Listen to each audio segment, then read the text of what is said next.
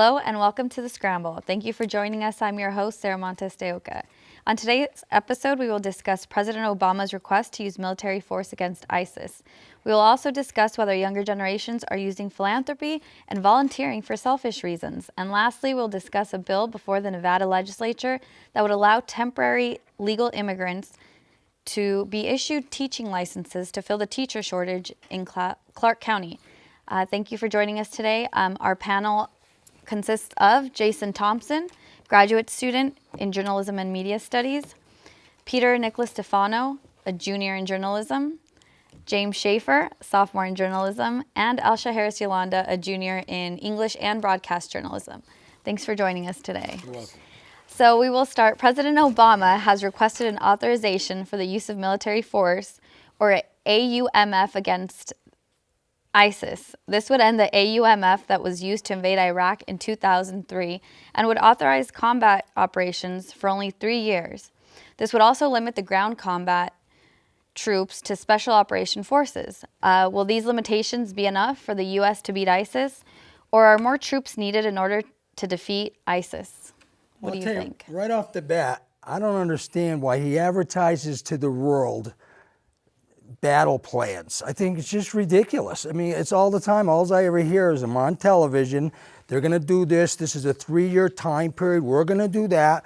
I mean, what happened to the good old days? I mean, some things should be kept, not, everybody doesn't have to know this stuff. Well, now we require congressional approval. It's very But boring. you agree that she shouldn't be on television telling everybody, I mean, tell ISIS what you're going to do. How about sneaking up on them once in a while? Well, this is ridiculous. They're not giving strategic plans. They're just saying the operations that they're going to include. It's like saying, I'm going to fly an RC helicopter over your house, but I'm not going to tell you when or when. They shouldn't say anything. They say too much stuff of what they're going to do, how long, and what forces. I think it's ridiculous.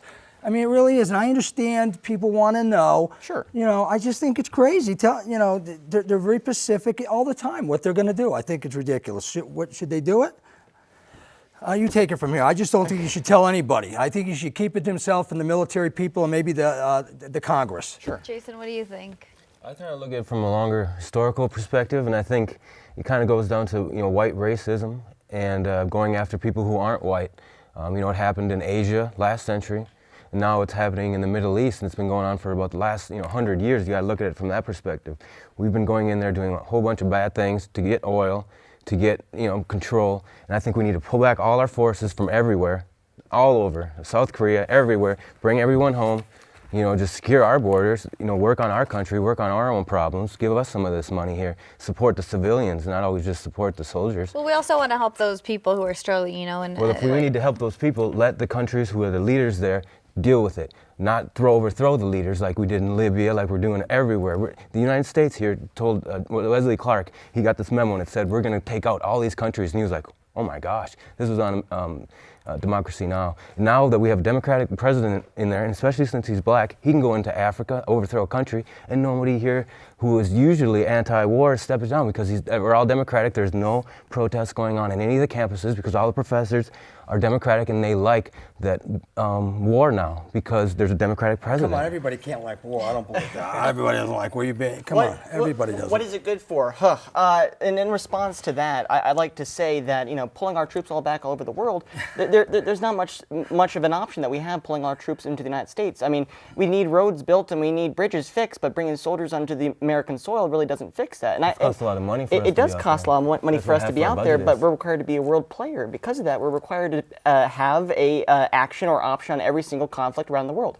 And to get to your second point of, you were saying, we did this in the last century with Vietnam. Well, if we look as to why we are looking to this as a different circumstance, I mean, let's just look, for example, the humanitarian perspective. ISIS has crucified and killed many people of different faiths. I mean, that's not something that we're doing. That's something that they're doing. Well, it's because we've drone attacked them since the 80s. We've been bombing them. Would you be a terrorist if someone killed your family? Yes, but I'm not going to put into slavery 300 women that they've been doing. That's the only thing that they know how to do right now. They have no other options. But is that They're because in a very of drones? bad place. It's because of drones. It's because of atomic bombs. It's because of Agent Orange.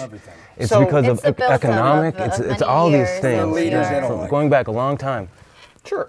But I don't think that we should equate directly the American involvement to the bad intent of other groups. I mean, just because someone is crucified, we shouldn't directly blame the United States involvement. Just because someone puts a woman to slavery isn't America's fault. We are involved all over the world, and we do many good things as well many bad things. But I don't think that we should directly equate the misactions and humanitarian travesties of ISIS to American involvement. Well, it did start when we overtake these, in Libya. We it did start. We let the king over there in Saudi Arabia. I mean, we let these kingdoms exist, and so we do. So we put them in power. We put Saddam in put power. these people in power. So he's sort of right. A little, they shouldn't do what they're doing. What the British did in India. They go and divide and conquer. Well, let's go back to the original question. Is this really a good use of force? Is it enough? Is it too much? Elsha, what do you think? From what I read, and I didn't obviously get the entire bill, so I don't know exactly what all it includes.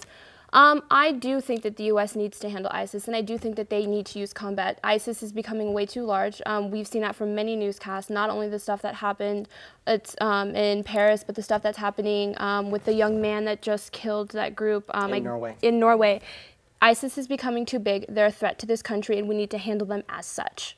And if that means combat force, I understand that war and fighting isn't always the necessary best way, but to handle a group like ISIS, we can't placate them. We can't sit there and hold their hand. Well, we should talk about this. They don't want to talk, just like Russia didn't want to talk, and we need to handle them with force. And that might seem a little too strong. That might seem a little too drastic. I understand not everyone will share the same perspective as I do. I do not, to touch back on your point, the issue of race in this and attacking the Middle East, I don't think that it's an issue of race. I don't think that it's an issue of any of that. I think that what has happened is because of a group of few, a lot of people have generalized it as, all Muslim people are bad, or all people that follow Islam are bad, and it's not the case. But what a group like ISIS is doing is platforming their religion in the complete wrong way. Right. So it's not an issue of, I think, race or terrorist anything like attack. that. It's a different sect of Islam. And I just wanted to say something. I want to confirm in agreement with you in one aspect, and that's, if we're to look this in a very simplistic way and say this is like a football game, we are currently the only people on the field fighting against ISIS, and this should also fall into the neighbors of the Middle East and Egypt. Absolutely. But no, We killed them all. but They don't have no leaders over there. Look for example at It's a Egypt. vacuum now. Look for example at Egypt. What did they do recently against an ISIS stronghold? Recently, because one of their soldiers or somebody was Right. killed. Yeah, So it's about time somebody so did something. Here's what we need to understand. That we are not the only player in this game against ISIS, and because of so, we should expect more from our partners. I'm not saying that we should not have any sort of involvement in the Middle East. I'm saying that we should also expect more from the partners. Yeah. Currently, ISIS controls the territory size of about Belgium. And they're able to operate in those grounds where they are being attacked by drones. But nonetheless, they are gaining ground. And because of that, we should expect more from our partners. We should expect more from the ground troops of those neighboring nations. And if we don't put that pressure on them, then we are leaving the pressure only on us. And just like you said, making ourselves the only option in the Middle East, which is not the only. Do you think our involvement is enough already, though, or would you like that to increase, or how do you see this, James? I think when it comes to military involvement, we should expect something along the lines of do what you got to do. How about doing what you got to do to solve the problem? Sure, Instead but of but in that way, menial. What James was saying is the U.S. can't always be the champion of every single It cause. seems like nobody else comes to the forefront. We need to demand that they do. Well, exactly. Well, You need Jordan to demand does. it. Iraq does. Only Iran because does. recently they got attacked and they got embarrassed or something, whatever. Well, All of a sudden, Saudi Arabia does, the UAE does. I mean, we have partners there that are involved, but not as involved as they could be. And that is the aspect that we need to look for more in our partners. And answer your question, for military involvement, very menial. I mean, what we're doing right now is we're not putting any ground troops on the soil. Right. I don't think that putting ground troops on the soil has ever been a good option that we have ever had, other than in some circumstances of resolving conflict with military advisors, is what we're doing in Iraq currently, or Iraq. how about changing the advisors? No one's doing anything right. Well, military advisors is to say that people that are there advising and training soldiers of Iraq and Afghanistan or any other nation, they are advising and training those soldiers. They are not fighting. And that is currently what we are doing. That didn't work in Iraq. They trained the whole Iraqi army. They didn't even fight ISIS. And that is we'll see what and that is an happens example with of the latter. ISIS and whether or not combat troops will be grounded in the area. So moving on to the next topic, in Silicon Valley, there has been an influx of money from younger generation to donor advised funds, which allowed donors to take the charitable tax write-off donating to charity, but later decide how the funds will be distributed. So this means that these donators can boast about donating money, but their money has yet to be distributed to those in need. Volunteering or service has become a necessary hoop to jump through in order for students to get into selective colleges. So our younger generation simply becoming more charitable and not exploiting these traditionally good means of helping others for their own benefit? It's becoming a resume pattern.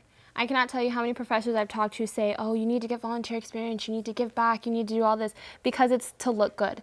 I don't think with this generation, people are genuinely doing things out of the goodness of their heart anymore, and it's sad because there are many, many organizations that need that help, that need college students to come down, and it's a good experience. It's not just about it's becoming too much about what they can do for you and not what you can do for them from a student perspective. It's becoming a resume pattern. It's becoming super selfish, and it's sad that these charities and these foundations aren't getting the help that they genuinely need. They genuinely need this help. Their resources are stretched far too thin, but it's becoming a resume pattern, so we're only going to do it if it benefits me. Well, it's the whole corporation idea, right, too, that Sure. what you can do for me easily, people that are easily let go, do people's involvement, I guess, is it really genuine? What do you think, James? Well, something to counter the point of genuality is something I like to point on narcissism versus self-esteem, self-promoted self-esteem.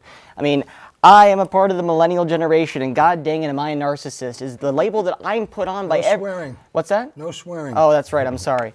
But I am labeled as a narcissist right on the get-go because I'm part of the me generation. Now, the difference I'd like to point out is when we look at narcissism versus self-esteem, if I am participating in a volunteer program and expecting some sort of benefit, that is cooperation on the part of the company. I am expecting something from my volunteer work, and I don't think that I am I'm not representing the full amount of integrity I should be showing, but nonetheless, charitable goods can only go to, or charitable actions can only go to such a great extent.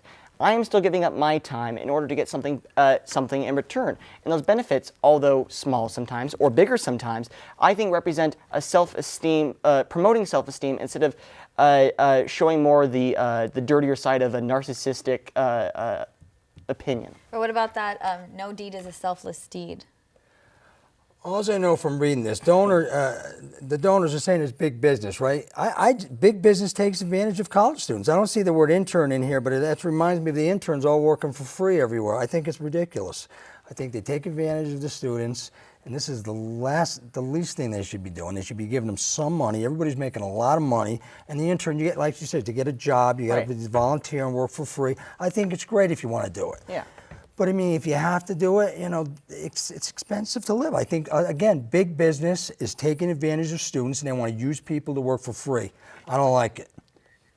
To touch back on that, the working for free, something that I want to bring out is when it comes to what that student or that intern is getting out of the experience. I understand they need it. I understand. They're gaining experience. But people can't afford. I understand that. Yeah. We understand it's gaining experience and everything, but I don't think a lot of people can afford to work for free. I don't know, and it's for free. Yes, but it's to go into a career later on with that experience that you've had. I mean, if I go to a news station someday and I go, hey, I'd like to work. Why can't they pay them something? Because you are gaining experience. That is not a paid position. You're gaining experience for a resume. Let's take a break. McDonald's can't say that. What's that? How come McDonald's can't legally say that? Because I'm not going to go into McDonald's for a career. Let's take a break, and we'll be right back and continue with this topic. Stay with us. I realized at that moment, these people really needed us. And I was going to make a difference, right here in my community. Be there for your community at NationalGuard.com. Oh, hey, bud. Where are you headed? Just gonna hang out. With Gary and Todd? Yeah? I've been meaning to ask you, is there any drinking going on in this crowd? No. If any of your buddies ever pressure you to take a drink, just tell them you promised your dad you wouldn't. I'd do anything to keep you safe. Okay, I will. I hope this is working. I promise. Love you too, Dad. They really do hear you. For tips on what to say, visit underagedrinking.samhsa.gov. Welcome back. So continuing with this topic, basically, big companies, Mark Zuckerberg, for example, is putting this money into a savings account, saying that he's donating it. Really, it goes to a different account, but it's not being distributed. So he's using it as a tax write-off. I mean, these corporations and these CEOs are using these as a tax write-offs until they decide where they want to put the money. I mean, is that fair? Or, I mean, it's not really going anywhere to those who need So it. they're lying and stealing, basically. I wouldn't say That's what it stealing, seems like, you know, but definitely, well, they're donating it to an account that Nobody knows is- about. Right. So they could be stealing the money. Somebody could be. I think it's not fair. To answer your question, they should be held accountable, show where they're doing it. Seems like it's a hidden thing. So you think that there should be some sort of actual charity that it should go to, as opposed to them not knowing where they want to give the money? Man, I and- guess so, because I think that people steal and lie, and I think the money could be not by Zuckerberg himself, but somebody along the line. They steal money. Everybody steals money in all these businesses and companies. They're all lying. I also don't think that we should tell companies where they should be spending their money. I mean, how would you But like they're running a how would you- tax write-off, Sure. though. If they're using a But tax how write-off, would you like it if you were using money for tax write-off and then I came to your house and said, hey, I saw you're spending the money, but you're not spending it the way that I want you to spend it, and you're hiding it. I bet you're stealing it. I'm making accusations that I can't back up, and well, because of that, it's I'm just- showing. Jason, what do you think? You know, it's, It's kind of like the whole volunteering thing. I think if a job worth doing, it's worth getting paid for. You know, you can still help people and have a free enterprise type of a framework of this. This is kind of like a socialist type of a system where you just put in all this work and that somehow it's going to lever everybody up. But usually that doesn't work as good as like I come up with some. Do you that's think just the my donated mindset. money, though, should? Donated, that's I think being yeah, taxed off yeah, should if they be- say they should be able, like how you explained it, I think they should be some type of, and what you were saying, there should be some type of. This country likes to create an agency for everything and anything that they can. So why not use this as a perfect opportunity to do that? Not in a way to say you have to spend it this way to give it to X and X charity, whatever, blah, blah, blah. But maybe to set a time limit. So you know what? We'll give you 6 months to decide where you want to go. With this money, give your donation. I think the system needs to be more transparent, not necessarily maybe create like a full-fledged agency, like, Right. oh.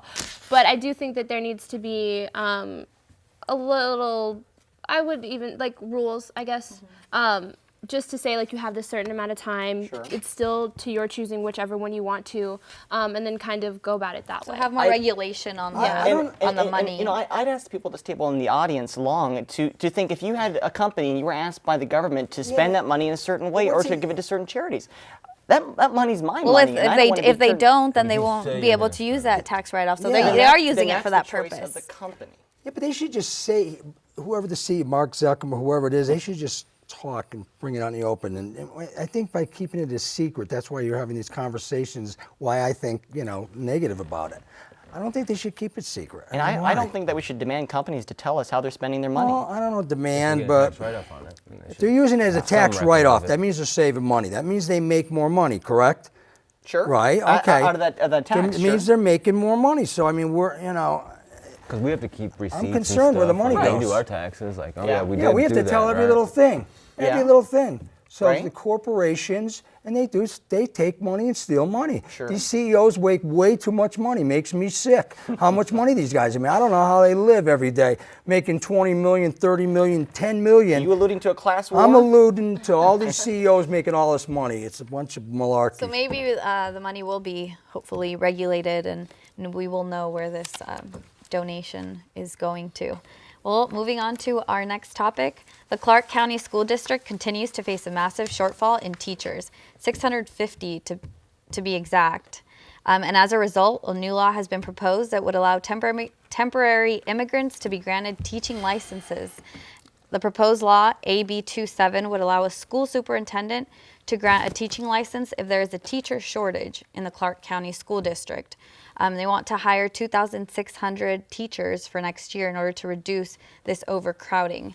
What will it take to bring more teachers to Clark County? And would this law help provide a significant number of teachers? I find it hard to believe they can't find teachers. I don't believe it. But if some reason they couldn't, I'm okay with the law. But I think first, I'm sure there's some students here. There's people out of. I don't believe it. I don't believe that's sure. Well, it's been like that for a while now. Oh, really? The shortage just keeps increasing. People will work for $20,000.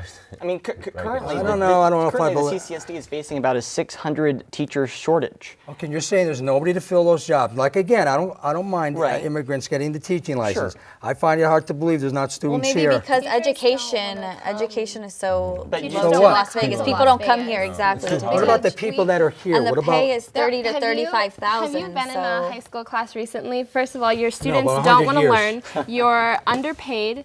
You're often the class sizes are growing. They're And enormous. there's a Violent. 24-to-1 teacher-student ratio, which is It's horrendous. insane. Let me ask you a question. Can't someone that's a junior or senior here at this school, wouldn't they have the credentials to teach No, instead you of gotta this get a license and temporary? What stuff. is it? They're giving them a temporary license. What do you have to do to get that license? It doesn't say, I don't understand what you need for credentials. Well, take certain classes, do you mean, certifications, exams. I mean, You have it's to not be like they're qualified just for the giving them out. I position. mean, You they're can't put the actually janitor They don't in have a English four-year classroom. degree. They don't have a bachelor's degree not or anything, right? necessarily. I don't think there's anything wrong with that again, but I think I would just say with students here, there's people they could try to fill some of those jobs. The other issue with that is also not just teachers aren't there, but also it's the problem of attracting new teachers. I mean, currently they can't attract new teachers because they don't have competitive salaries. Their Why salaries. don't they make them competitive? Why doesn't somebody do something about it? They do. They 20. It's 22 grand in Michigan. So here's 30 to 35,000. So they are Well, that's competitive. not bad, to right? say. 35,000? Especially for the cost of living here in Las Vegas. Sure, It's cheap here. but still. And no state It tax. goes up every still, year. You make more that's- money. There's a raise all But the if you time. want Not the best people necessarily. educating your children, you're gonna have to pay them some money. Right. You're I gonna- agree. You're gonna have to I mean, we gotta have hold our I teachers agree. on a pedestal I now. agree the money should go up, of course. Yeah, we And need a to. lot of teachers don't want to come to just the way that our system of education is set up. We're the fifth largest school district in the nation. Not only are we the fifth largest, Clark County? yes, And one of the Clark worst. County, and we're one of the lowest. worst. We're, I know, we're, it's we're terrible. 47th in the So nation teachers overall. aren't There's going no to shame. teachers aren't going to want to leave their job where they have good students. The students are engaged. They want to be there. They're getting paid a lot more money to come Yeah. to the fifth largest school district. I believe we're either 49th or 50th on the Why list. is that? Like Who's the people in charge? it's a lot of bureaucracy. It's a lot of policies. Teachers can't do this. They can't do that. They can't teach in the way that a lot of students learn because they're held to Who's making all those of rules? The these. administration is getting all the money. Administration. Well, they Probably. should get rid of them. Administration is a big problem within education, Well, so- for at least from my opinion. And then we're honestly. faced with a solution at hand, which is the question being proposed with today. Should those immigrants, people that are wanting jobs, people that are wanting to teach, Yes. be allowed to? Yes, they should be allowed to teach. Right. Yes. Within this temporary license, are they? And I assume it's not being just given out freely. No, And there- it's there not are coming out with every certain brochure into the stipula- school. yeah. No. Yeah, they like you said, you have to go through some sort of certification. Like I said, you can't put the janitor in the English room and expect them to give a full dissertation There about are the comma. regulations to this. Yeah, of Right. course they should give them the Jason, jobs. What do you think? I think looking back at a big historical thing, this all comes down to war again, an illegal war with Mexico and America, and that caused huge problems that we're still dealing with all the way to today, right? I mean, there was a time where maybe Americans and Mexican people would have been able to somehow merge if we would have had a giant war with a It's a war border. between who? Well, there was a war, the Spanish-American War that we had. What's that to do with this? Right, though? but this Right now, giving- we drew a border and we said, "Hey, all you Mexicans, guess what? This is America now." right, Who but does that? America did that. In We're getting a little bit off 19 topic, but that's so what I everything mean comes more down to. about It is very giving entertaining, I will add. giving We took these California, we took New Mexico, and the giving war. these Yeah, immigrants okay. the teaching licenses. So I think that if is there that are appropriate? stipulations that they can pass and they want the job and they eagerly want to teach, and I think that everyone thinks that they can teach, but it's a different style to actually get in a classroom in front of students and really not just regurgitate information, but to really have that learning process take place. If they are more than willing to do that, then more power to you. Go absolutely ahead. And if we don't pass it, I think that we're going to be the ones that didn't learn our lesson. Honestly, no pun And intended. I mean, we're pretty desperate here too Sure. to get more teachers, and like you said, if we're willing to get them, then But I think the focus should remain on quality and not quantity. I understand that there's a shortage, and I understand that you need to fill these positions. I absolutely get that.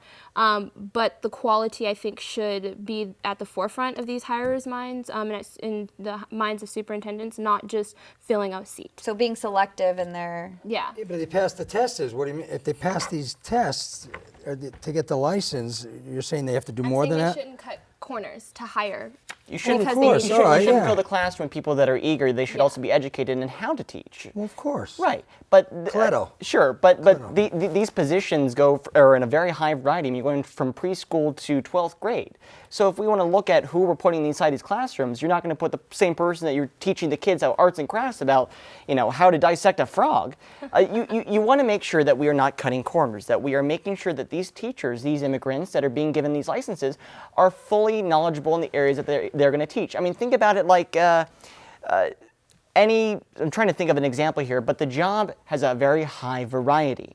The English teacher is not going to be the same as the biology teacher, and the education that goes for it is not going to be the same. You should still be able to talk in front of 24 students, but you should be able to talk on the subject that you're teaching. Well, there's a should be in process. education. There's a process for all of this. So I think as long as they have the process generated and really go by that process, I mean, not cutting corners is important.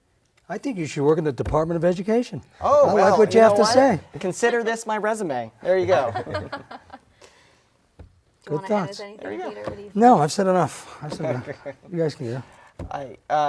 I guess to end on that is to say that when we look at the immigrants coming to the United States, there is a bit of hesitation, as you said, Jason, from a bit of the tangent you went on to these Latinos that are coming into Nevada. But I don't think that hesitation should meet the same need and the necessity that we have for making this school district better. It has the potential to be better, and because that we are denying it, we are denying our school system and our education system from growing and being better.